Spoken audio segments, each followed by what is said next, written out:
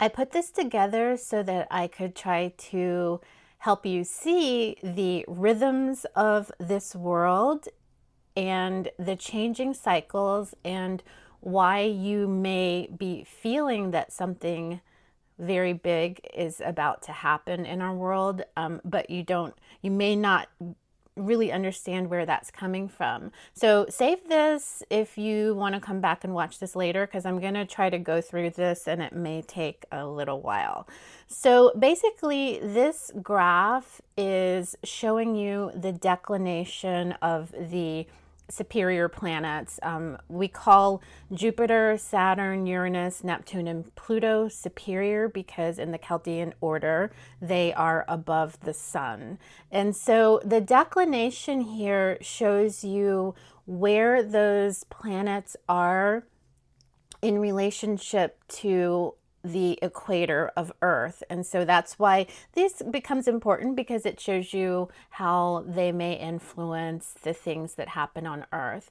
So Jupiter and Saturn are considered social planets, and you can see Jupiter is the blue line and Saturn is the green line here. So they have more, their frequency of change is shorter than the outer planets, and so that's why you can see things like governments and optimism and expansion and things going in up and down cycles like that with Saturn and Jupiter. And then you have Uranus is that gray line. You see you can see it's very high here.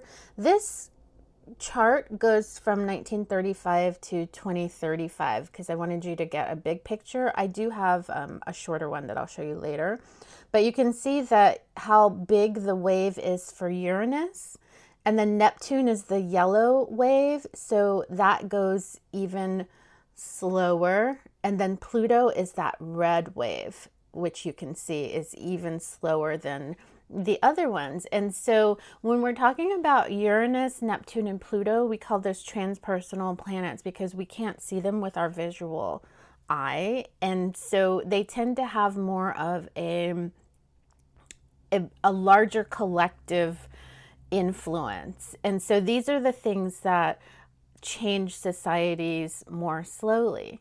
So what we're looking at here, you see the red arrow is about where we are. So what the other thing that's changing at this time is the nodes of the moon. And so we look at the nodes of the moon as sort of like destiny points. And I'll probably do a separate video on that to show you what's happening with that.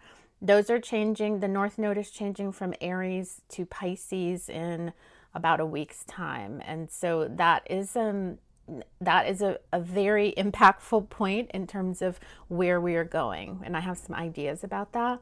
But if you can see here, the other thing that's, okay, so where should I start? So one of the things that you can see here is that Uranus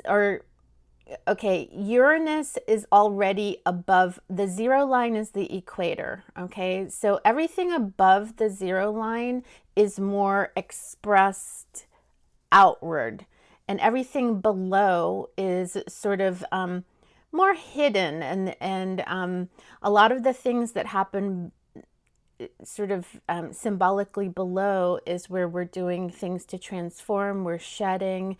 This is kind of considered the underworld. So this chart is kind of like what you'll see. Consider this upper line is the Tropic of Cancer, and this lower line is the Tropic of approximately is the Tropic of Capricorn. And so this zero line is where you would have the equinoxes at Aries and Libra. So when a planet comes up above the zero line, let's say a planet is coming up from below to the zero line, that's springtime, right? So that's when things start growing, and then they reach a peak at Cancer time and then come back down, and then when you get back to the zero line, it's Libra, and that's fall, right? So things go into the fall and they go below into the underworld, shedding things. There's a period of pause and regrouping. And then when we have the solstice at Capricorn, that's when you have new hope for the spring that's going to come. You start planting seeds and planning for the next, the next cycle. So you can see here that right where we are about 2025, if you look at the green and the yellow lines, they're actually just below zero.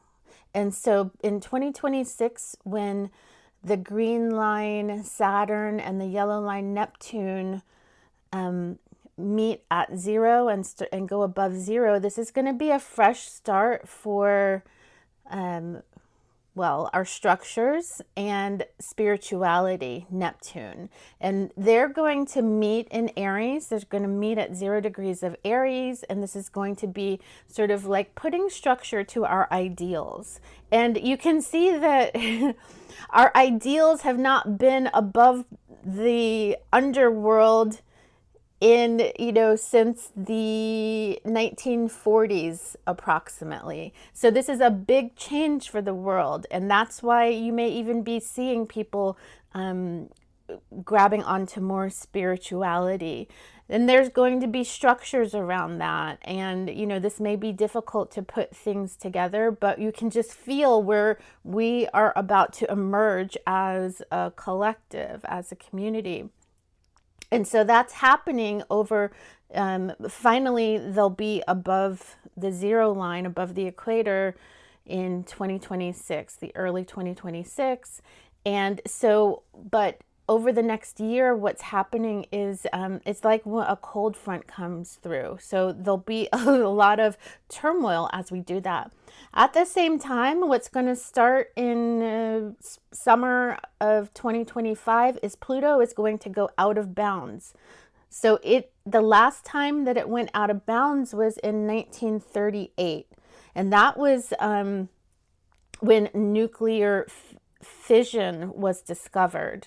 And so maybe I'll just do separate video on sort of ideas about what's happening when Pluto goes out of bounds. But Pluto was out of bounds from 1938 to the early 50s. And now we're going to have it go out of bounds from 2025 until about 2035. So another 10-year period where we may have new developments. Are they going to mimic that period, new developments in energy, but perhaps more energy that we get from the earth, or maybe nuclear fusion instead of fission. So I don't know, but what's going to happen for at least a few years is the only planet that's going to be below the equator is going to be Pluto. And we have not had that before. So my main point is that if you look at these cycles, we cannot count on anything that we've known before. So just as things come up over this next year and beyond, do not rely on your old coping mechanisms. Don't rely on things ever being how they were before. Because this is a new period that we're entering into. And I don't know. I find this so helpful to look at these rhythms of society. So let me know if you find this helpful. I am going to do more videos because I have another image where it's just zoomed into a shorter period of time and you can see where we really are. And I know this is kind of rambling, but this is my best way to introduce what we have here. Let me know what questions you have, and maybe I can pinpoint a little bit more what I'm talking about.